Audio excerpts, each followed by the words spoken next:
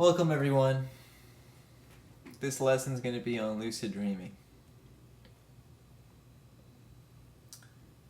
It's going to be the easiest lesson for me to teach it because by this point, this energy stuff should be really easy for you. And we've tried harder things like telekinesis. And if you can work with telepathy, lucid dreaming is going to be so easy. All it is mind control, sustaining awareness. I'm going to give you a couple simple practices, and that's it. This video is going to be short. Alright? First practice, learn to stare at something. I've said this multiple times to you, but do it for this reason as well. If you can stare at one dot, take a white sheet of paper, put one black dot on it, post it on the wall, and stare at it, and keep staring at it.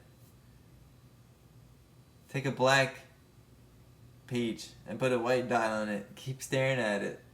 Because if you can keep staring at it and know that you're keep on staring at it, then you can sustain awareness for that amount of time. If you can keep your focus, you can sustain your awareness.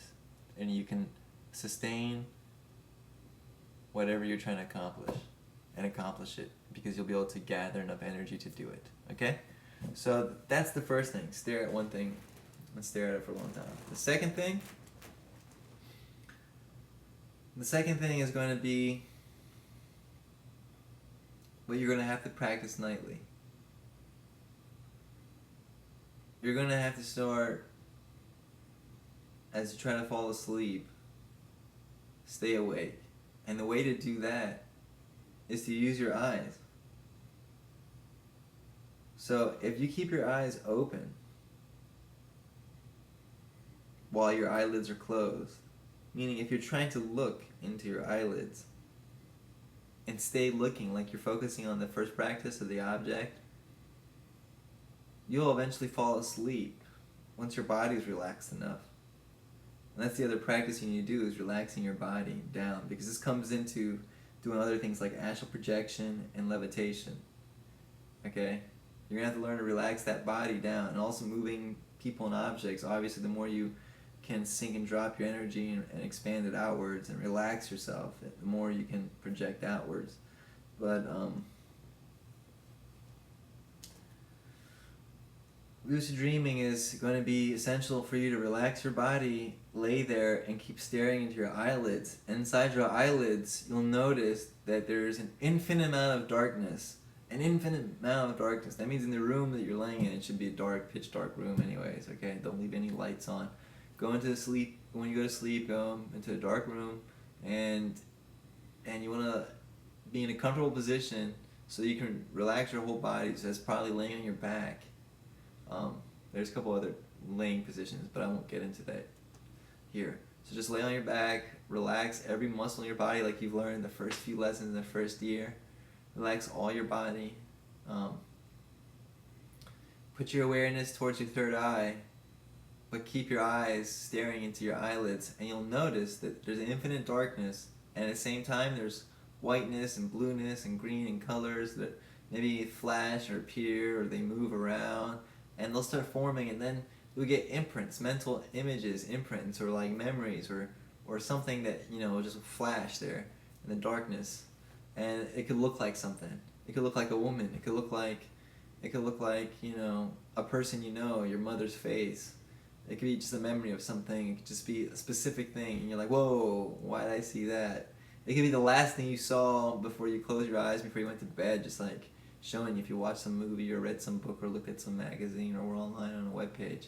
You can still see this square of the TV screen there or something. This flashing of the images, if you keep staring into the darkness, into your eyes, and at these images while your eyes are open and your body's relaxed, because your body's going to fall asleep while it's relaxed eventually. Your mind will stay awake.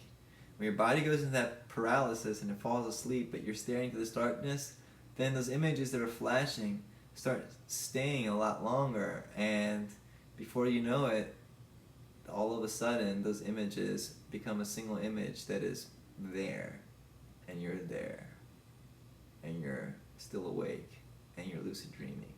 And at that point, through having all this energy cultivation, you'll feel real comfortable there, and you'll be able to move around, do everything, and have full control.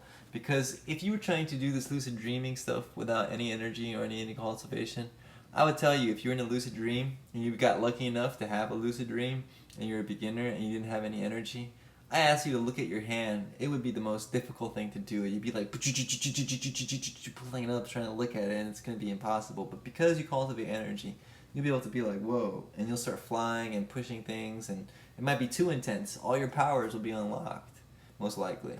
And if they are, you know, it can be intense. You might wake up, but after some practice, you'll be fine. So that is a method of lucid dreaming, and again, it goes back to developing the third eye technique. That helps make this stuff, because that's like a real lucid dream while you're awake. So if you want to experience a lucid dream while you're awake, you need to go and do the darkness training, to the dark room, and keep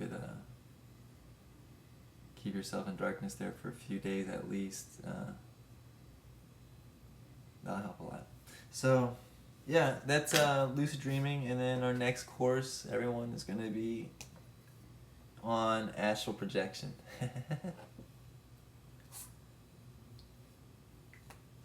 See you then.